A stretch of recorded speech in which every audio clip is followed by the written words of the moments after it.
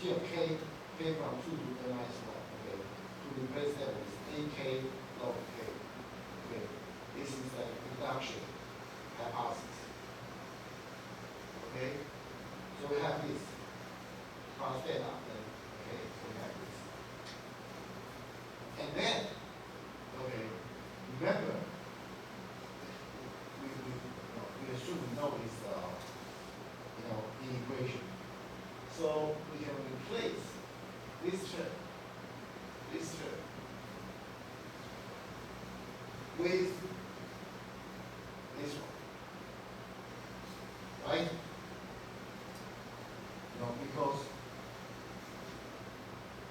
Because of this. Okay, so we have this one. Okay, and then let's try to, do some simplification.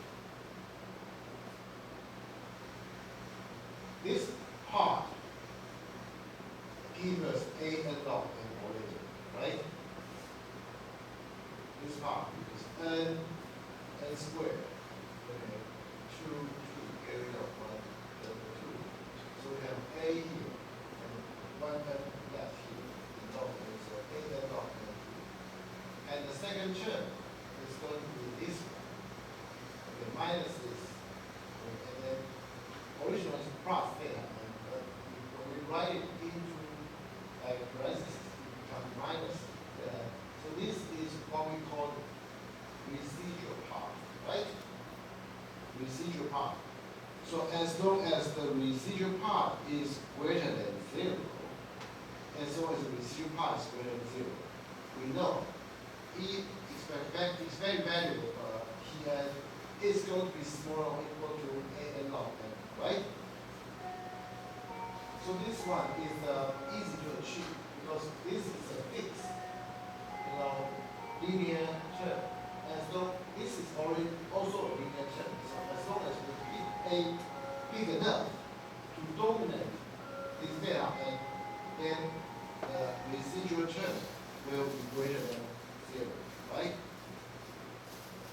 So in our work, we have this.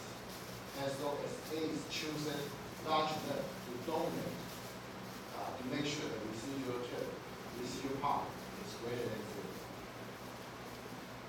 Okay? So this is the induction. This is the induction. Okay?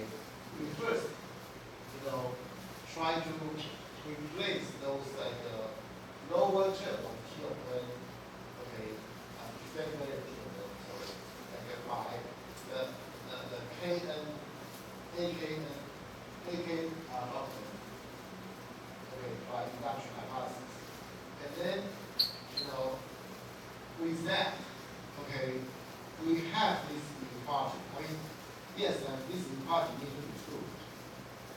I will leave this one for you as an exercise. I mean, this is like really like just like manipulation of numbers.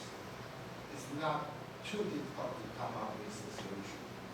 Okay, and then with that, okay, you replace this term with this one, and then solve things out, and we have our proof. Okay, because so that's it. So we are able to show that the expected complex, or like the average complexity of quicksort is n log n. Okay, is n log n. So to sum up, quicksort is a great general purpose solving algorithm. And, yeah, in the worst case, quicksort is bad. Okay. But typically, quicksort runs twice as fast as merge sort. So that is why it gets this name. It is indeed very quick. Okay. And the quicksort can benefit substantially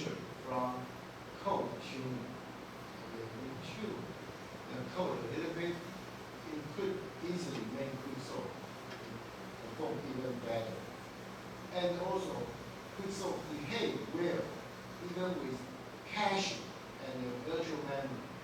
So this is also very important fact because in computer science, especially when we consider the current advancement of hardware, okay, like the caching and the virtual memory, like if你们什么时候修那个计算机结构、计算机概论那个结构？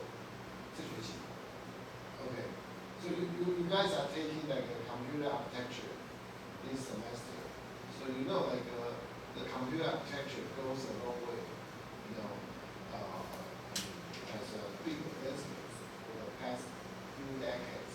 Okay, and one big reason, computer architecture, like the current, the existing computer performs so well. Okay, is because of the caching and the virtual memory. Okay, so this type of stuff, okay, if the Quicksolve can perform well in these settings, that means like Quicksolve has even better, it has a wider application, okay, in different areas. Okay, because we know sorting algorithm, sorting happens almost everywhere. Okay, so that's about it for this chapter. Okay, any question? If no question, we will move on to the next topic. If so, so we'll take 10 minutes break. We'll come back. We'll continue.